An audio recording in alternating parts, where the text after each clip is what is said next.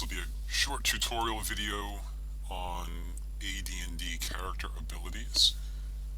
Won't be too much to teach about Toolkit, but AD&D in general. This should be helpful to people who are new to it, or really new to Dungeons & Dragons altogether, because these abilities do carry over pretty well between various editions of it. So I'm using my character here, Hab, who does a lot of these videos with me. He's a mage. I have all the abilities set to really high values just so I can demonstrate the bonuses you would get with each of them if you have a very high value. And there should be a flip side. If you have very low values, you would get penalties to each of these elements here. So abilities generally, not always, but generally range between 3 and 18. You roll the 6-sided die 3 times to get a value. So 3 ones would be a 3, 3 sixes is an 18.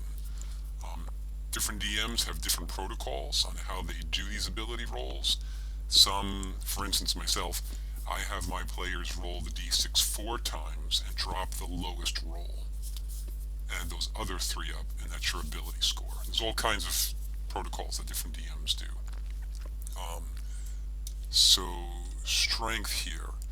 If you're a human fighter, you do get bonus strength, which is signified by having a decimal value after the 18. Only human fighters. Really doesn't happen with other classes or races. But if you did have an 18.79 strength, these are all the bonuses that you would get because of that. Your 2 hit rolls, you get a +2 on them. Your damage would be +4 whenever in melee combat. Hand weapons like a sword or a hammer or an axe. Encumbrance is loosely related to weight, so this character is able to carry +1,500 coins, which equates to +150 encumbrance.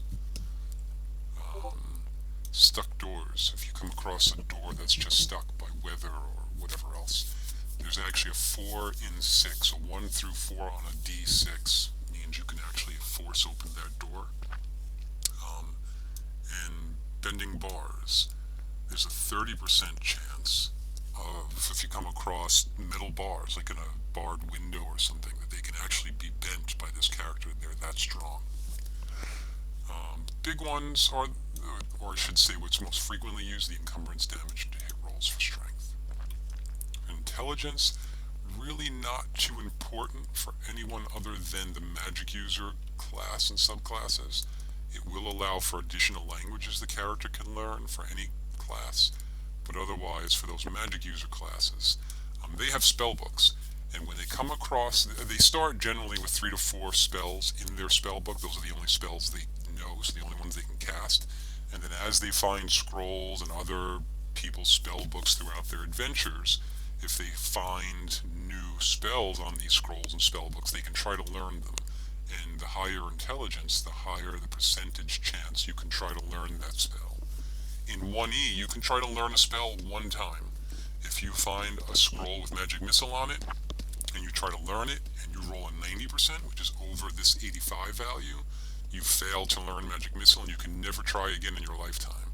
So it's pretty critical to have a high value here for mage or magic user types. And again, intelligence boosts that. And then minimum spells and maximum spells per level. If you had a lower value here, let's say like a 65%, you might actually get unlucky and fail a large number of spells in a level. This minimum spells per level says even if you were to, say, hypothetically fail every level 1 spell, meaning you only have your original 4 and failed every other one you've ever come across, you can re-roll again when you find those spells you failed. You can try again because you have to have a minimum of 9. And so until you meet that threshold, you can keep trying to learn spells. And maximum works the other way. Once you've learned 18 at level 1 or any other level, you can't learn any more regardless of this value.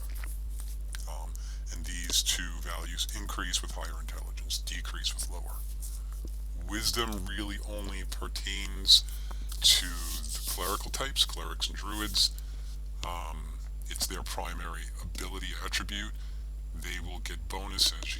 You don't see it reflected here, but if I did have Hab as a cleric type, you would see they get bonus spells per level based upon their wisdom.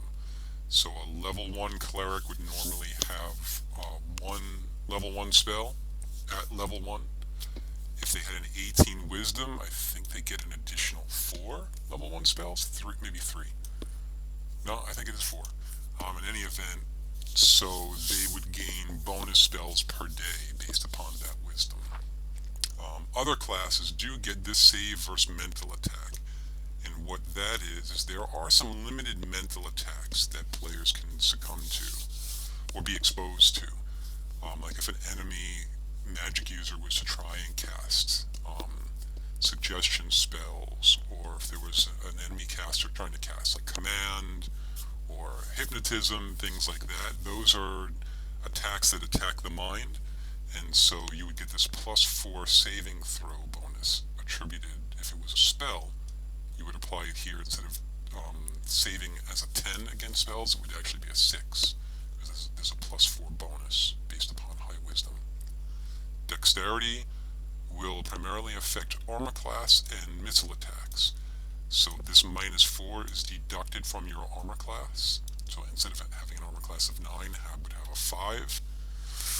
Lower AC is better in 1E, first edition, which is different than most other editions, or many other editions.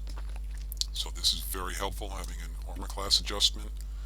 And also, when using missile attacks like bows, crossbows, slings, you get a +3, or at least a bonus when you have a high dex, on 2 hit rolls with using those weapons.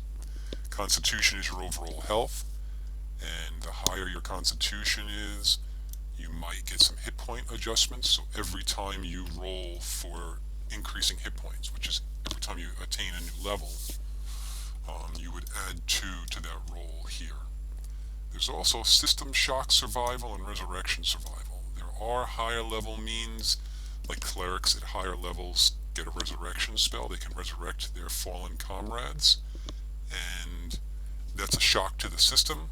So you have to roll a percentage dice to see if you actually survive that resurrection. If you fail, you're permanently dead. At 18 constitution, you have a 100% chance of surviving that resurrection. There's also shock survival, or system shock survival. And some profound traumatic attacks, like a dragon's breath weapon. Not only does that do damage, but the character needs to roll percentage dice to see if they survive just based upon the shock that hits their system. And so a higher constitution gives you a higher chance of surviving that type of attack. And lastly is charisma. Henchmen are critical, very useful in first edition. Those are henchmen you can hire, or that you're actually you do have to pay for their upkeep and so forth, but they're attracted to you based upon your class and your charisma level. The higher your charisma, the more of them you're able to attract. And also there's a reaction adjustment. Whenever you try to influence another another creature or character in your adventures, could be a monster you're trying to parlay with or a shopkeep, you would have a bonus applied to the percentage dice to see how that adversary reacts to you and your influence. So those are your abilities. Every character has them. Any humanoid type NPC, non-player character, might have these too, and that's how they benefit you. Hope this was helpful.